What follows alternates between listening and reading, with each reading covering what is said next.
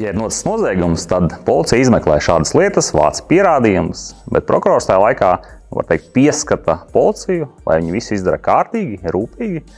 Un tā, kad policija noskaidro, kurš ir vainīgais, kurš ir izdarījis šo noziegumu, tad prokuratūra pārņem šo lietu, un, ja var, viņi paši soda šo personu, bet, ja tas nav iespējams, tad viņi sūta lietu uz tiesu un lūdz tiesu sodīt šo vainīgo personu.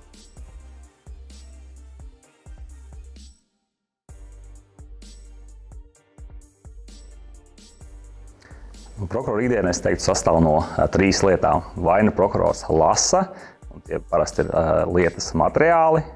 Otrs, prokurors raksta.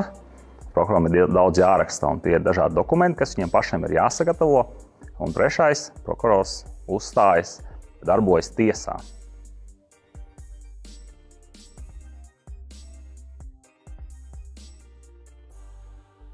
Prokurors brauc uz notikumu vietām, taču tas notiek tad, ja noticis smags vai sevišķi smags noziegums. Parasti tās ir slepkavības, uz kurām prokurors izbrauc, un tad šajās notikuma vietās prokurors kopā ar policiju darbojas. Primāri prokurors skatās, lai policija visu izdara rūpīgi un kārtīgi un savāc visus pierādījumus.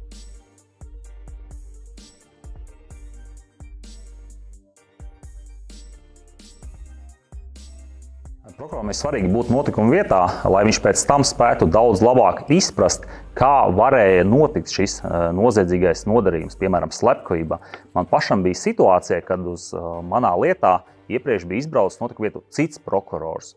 Un pēc tam man šajā lietā bija svarīgi saprast, vai no blakus istabas cits cilvēks būtu varējis redzēt, un vai viņam priekšā nebija nekādi šķēršļi.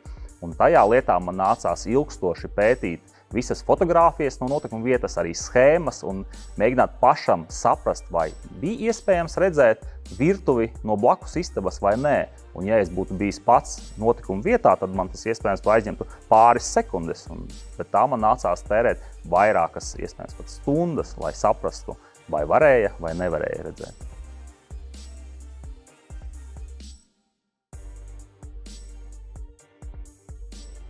Tātad tajā konkrētajā lietā bija tā, ka no tās otras istabas varēja, ja cilvēks stāvēja tajā vietā, kur viņš norādīja, tad varēja redzēt tikai ķermene pusi, kreiso pusi, un labo pusi nevarēja redzēt.